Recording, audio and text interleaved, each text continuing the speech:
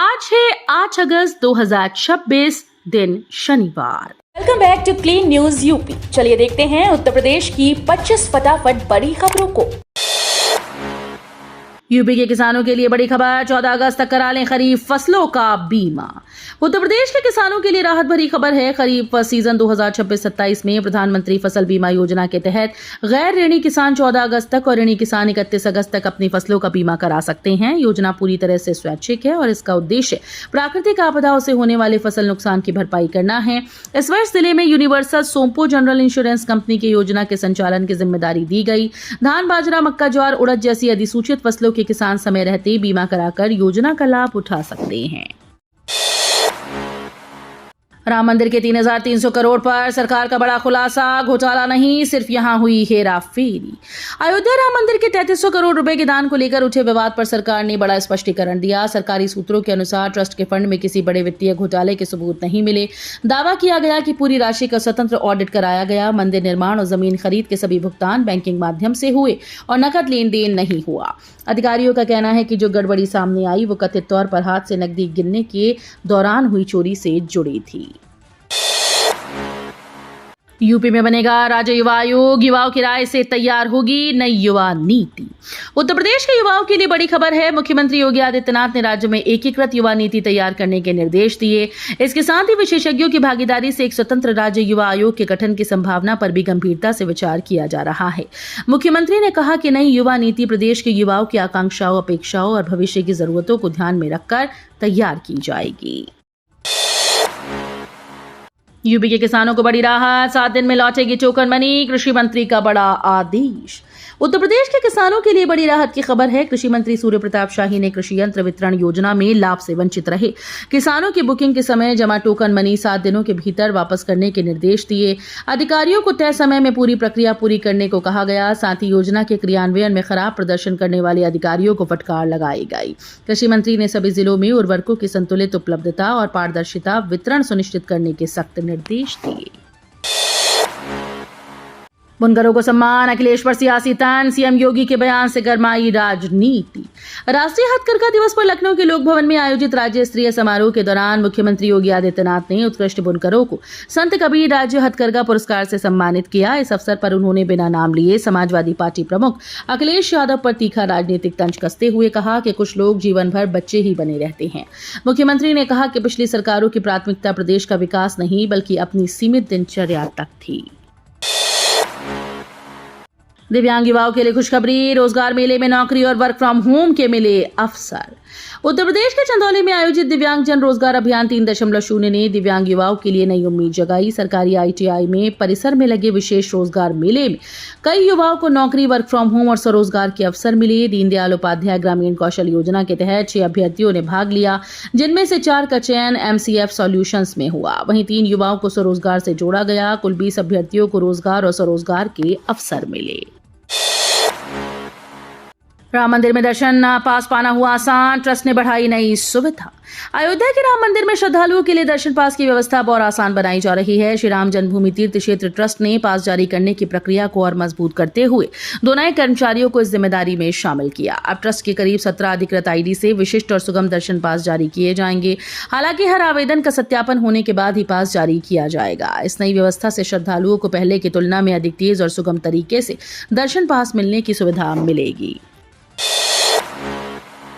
मेरठ में आज कांवड़ियों पर पुष्प वर्षा करेंगे सीएम योगी, हवाई सर्वेक्षण भी करेंगे। कांवड़ यात्रा के दौरान आज मुख्यमंत्री योगी आदित्यनाथ मेरठ दौरे पर रहेंगे। अपने लगभग 1.5 घंटे के कार्यक्रम में वो कांवड़ मार्ग का हवाई सर्वेक्षण करेंगे और शिव भक्त कांवड़ियों पर पुष्प वर्षा कर उनका उत्साह बढ़ाएंगे। मुख्यमंत्री श्रद्धालुओं के बीच पहुंचकर उनसे संवाद करेंगे। उनके दौरे को लेकर जिला प्रशासन और पुलिस ने हेलीपैड से कार्यक्रम स्थल तक कड़ी सुरक्षा व्यवस्था की। प्रयागराज में छात्रों से संवाद करेंगे राहुल गांधी, 250 से ज्यादा जगहों पर होगा लाइव प्रसारण। लोकसभा में विपक्ष के नेता राहुल गांधी आज प्रयागराज में आयोजित छात्रों की गूंज कार्यक्रम में हिस्सा लेंगे। इस कार्यक्रम को 250 से अधिक स्थानों पर बड़ी LED स्क्रीन के जरिए लाइव प्रसारित किया जाएगा। इसके लिए स्टूडेंट्स गूंज पार्क नाम से अस्थायी सार्वजनिक स्थल बनाए गए, जहां छात्र और युवा एकत्र होकर राहुल गांधी का संबोधन देख और सुन सकेंगे। जयंत चौधरी को बड़ा झटका, यूपी रालोद अध्यक्ष रामाशीष राय ने दिया इस्तीफा। उत्तर प्रदेश की राजनीति में विधानसभा चुनाव से पहले बड़ा घटनाक्रम सामने आया। राष्ट्रीय लोकदल के यूपी अध्यक्ष और पूर्व एमएलसी रामाशीष राय ने पार्टी से इस्तीफा दे दिया है। अपने इस्तीफे में उन्होंने पार्टी की नीतियों पर सवाल उठाते हुए किसानों, युवाओं, लोकतांत्रिक संस्थाओं से जुड़े मुद्दों का उल्लेख किया। राजनीतिक गलियारों में चर्चा है कि रामाशीष राय जल्द समाजवादी पार्टी का दामन थाम सकते हैं और आगामी विधानसभा चुनाव लड़ने की तैयारी में हैं। धान खरीद व्यवस्था में बड़ा बदलाव, ठेका और बटाईदार किसानों को शामिल करने की तैयारी। उत्तर प्रदेश सरकार धान और गेहूं की सरकारी खरीद व्यवस्था का दायरा बढ़ाने की तैयारी में है। खाद्य और रसद मंत्री मनोज पांडे ने घोषणा की कि ठेका और बटाईदार किसानों को सरकारी खरीद प्रणाली में शामिल करने पर विचार किया जा रहा है। राइस मिलर्स एसोसिएशन की वार्षिक सभा में उन्होंने कहा कि सरकार किसानों को उनकी उपज का उचित मूल्य दिलाने और खरीद व्यवस्था को अधिक पारदर्शी व प्रभावी बनाने के लिए लगातार काम कर रही है। बीएचयू में एडमिशन का दूसरा मौका, यूजी सेकेंड राउंड के कट ऑफ और सीट आवंटन जारी। काशी हिंदू विश्वविद्यालय में स्नातक प्रवेश के दूसरे राउंड की सीट आवंटन प्रक्रिया शुरू हो गई। विश्वविद्यालय ने करीब 3000 सीटों के लिए कट ऑफ जारी कर दी। पहले राउंड में कुल 9400 सीटों में से लगभग 6500 सीटें मुख्य परिसर, दक्षिणी परिसर और संबद्ध कॉलेजेस में लॉक हो चुकी हैं। देश भर से 93,000 से अधिक छात्रों ने पंजीकरण कराया। अब जिन अभ्यर्थियों को दूसरे राउंड में सीट मिली, उन्हें तय समय के भीतर अपनी सीट स्वीकार कर आगे की प्रवेश प्रक्रिया पूरी करनी होगी। योगी सरकार में बड़ी कमाई, आबकारी विभाग ने राजस्व संग्रह में बनाया नया कीर्तिमान। उत्तर प्रदेश के आबकारी विभाग ने वित्तीय वर्ष 2026-27 के पहले 4 महीनों में 20,862.42 करोड़ रुपए से अधिक का राजस्व जुटाकर नया रिकॉर्ड बनाया। विभाग के मुताबिक ये पिछले वर्ष की समान अवधि की तुलना में 12.27% यानी 2,279 करोड़ रुपए अधिक है। वहीं जुलाई 2026 में अकेले 5,052.86 करोड़ रुपए का राजस्व प्राप्त हुआ, जो पिछले साल के मुकाबले 16.04% ज्यादा है। मेडिकल छात्रों के लिए बड़ी खबर, यूपी नीट यूजी काउंसलिंग का शेड्यूल जारी। उत्तर प्रदेश में नीट यूजी 2026 के जरिए एमबीबीएस और बीडीएस में दाखिले की प्रक्रिया शुरू हो गई। राज्य कोटे की सीटों के लिए राउंड 1 का ऑनलाइन रजिस्ट्रेशन 7 अगस्त को दोपहर 12 बजे शुरू हो चुका है। इच्छुक अभ्यर्थी 12 अगस्त दोपहर 2 बजे तक आवेदन कर जरूरी दस्तावेज अपलोड कर सकते हैं। ये काउंसलिंग प्रदेश के सरकारी और निजी मेडिकल व डेंटल कॉलेजेस में प्रवेश के लिए आयोजित की जा रही है। उम्मीदवार समय सीमा से पहले आवेदन पूरा करें। लखनऊ में मनेगा राष्ट्रीय वन शहीद दिवस, शहीद वन कर्मियों को दी जाएगी श्रद्धांजलि। उत्तर प्रदेश की राजधानी लखनऊ में 11 सितंबर को राष्ट्रीय वन शहीद दिवस का आयोजन किया जाएगा। वन और वन्य जीवों की रक्षा करते हुए बलिदान देने वाले वन कर्मियों को इस अवसर पर श्रद्धांजलि अर्पित की जाएगी। कार्यक्रम में देश भर के वन अधिकारी, कर्मचारी और विशेषज्ञ शामिल होंगे। इस दौरान वन विभाग को आधुनिक, सुरक्षित और अधिक सशक्त बनाने पर व्यापक मंथन होगा। नई तकनीक, बेहतर सुरक्षा व्यवस्था और प्रभावी वन संरक्षण के लिए भविष्य की रणनीति तैयार की जाएगी। यूपी में बाढ़ का कहर, 40 स्कूल जलमग्न, 33 गांव में घुसा पानी। उत्तर प्रदेश में लगातार हो रही बारिश से बाढ़ का संकट गहराता जा रहा है। फर्रुखाबाद में गंगा नदी खतरे के निशान के करीब पहुंच गई, जिससे 33 गांव और 40 सरकारी स्कूल बाढ़ के पानी से प्रभावित हो गए। वहीं बलिया में सरयू नदी का कटाव लगातार जारी है। पिछले एक सप्ताह में 27 घर नदी में समा चुके हैं, जिससे ग्रामीणों में दहशत का माहौल है। प्रशासन राहत और बचाव कार्य में जुटा है, जबकि लोगों से सतर्क रहने और सुरक्षित स्थानों पर जाने की अपील की गई। हाईकोर्ट सख्त, आदेश न मानने पर यूपी सरकार पर 50,000 रुपए का हर्जाना। इलाहाबाद हाईकोर्ट की लखनऊ खंडपीठ ने अपने आदेश का 7 महीने तक पालन न करने पर उत्तर प्रदेश सरकार पर 50,000 रुपए का हर्जाना लगाया। अदालत ने निर्देश दिया कि ये राशि अगली सुनवाई से पहले जमा कराई जाए। साथ ही शैक्षिक संस्थानों को मान्यता देने वाली समिति के अध्यक्ष और विशेष सचिव को अगली सुनवाई पर व्यक्तिगत रूप से उपस्थित होने का आदेश दिया गया। न्यायमूर्ति राजन राय और न्यायमूर्ति मंजीव शुक्ला की खंडपीठ ने यह सख्त टिप्पणी उदय प्रताप सिंह की जनहित याचिका पर सुनवाई के दौरान की। 98 करोड़ का फ्लाईओवर अंतिम चरण में, दशहरे से पहले गोरखपुर वासियों को बड़ी सौगात। गोरखपुर वासियों को इस दशहरा बड़ी सौगात मिलने जा रही है। शहर के सबसे व्यस्त पादरी बाजार चौराहे पर बन रहा 4 लेन फ्लाईओवर अब अंतिम चरण में पहुंच चुका है। करीब 98.34 करोड़ रुपए की लागत से बन रहे इस प्रोजेक्ट का 92% निर्माण कार्य पूरा हो चुका है। उम्मीद है कि दशहरे से पहले इसे आम जनता के लिए खोल दिया जाएगा। बरगदवा कोआबाग जेल बाईपास 4 लेन पर बनने वाला ये फ्लाईओवर शहर के उत्तरी और पूर्वी हिस्सों की कनेक्टिविटी बेहतर करेगा और वर्षों से चली आ रही ट्रैफिक जाम की समस्या से लोगों को बड़ी राहत मिलेगी। कानपुर में गरीबी पर बड़ा अभियान, 14,750 गरीब परिवारों की हुई पहचान।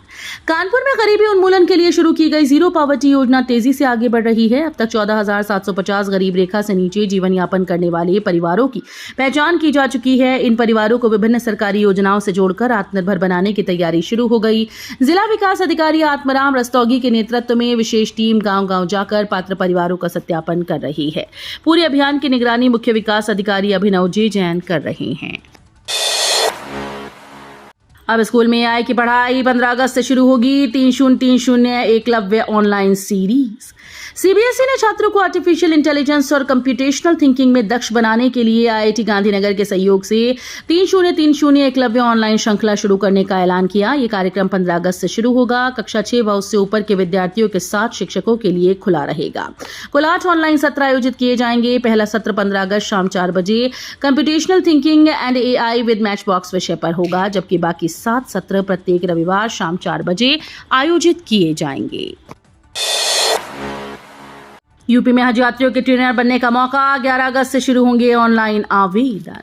उत्तर प्रदेश में हज यात्रियों के प्रशिक्षक बनने के इच्छुक अभ्यर्थियों के लिए बड़ी खबर है। हज कमेटी ऑफ इंडिया ने 11 से 23 अगस्त तक ऑनलाइन आवेदन आमंत्रित किए।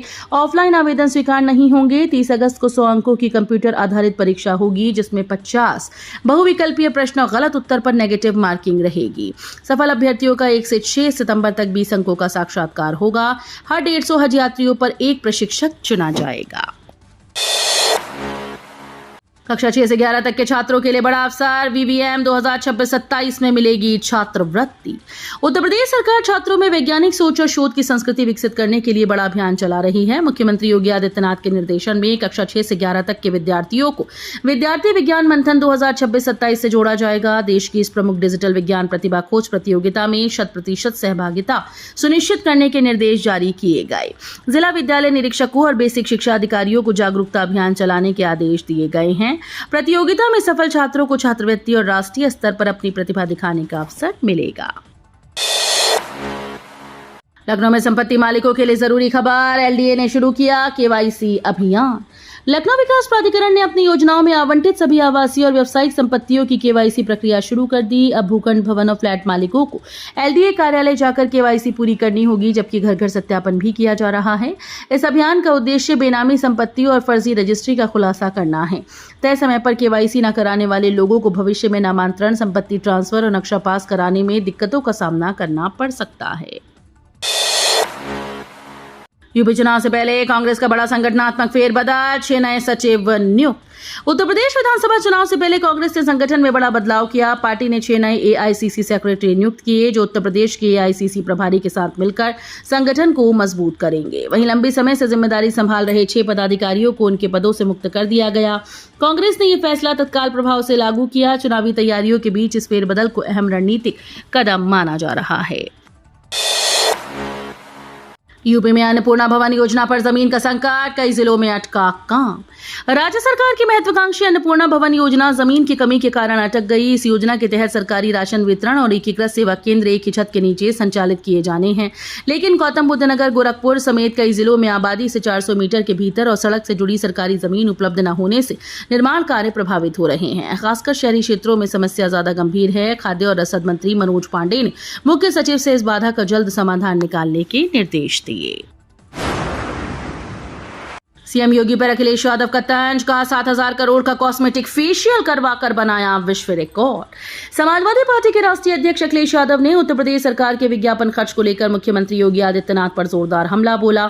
उन्होंने आरोप लगाया कि सरकार ने जनता की गाड़ी कमाई के बीच 7,000 करोड़ रुपए सिर्फ अपनी छवि चमकाने में उड़ा दिए।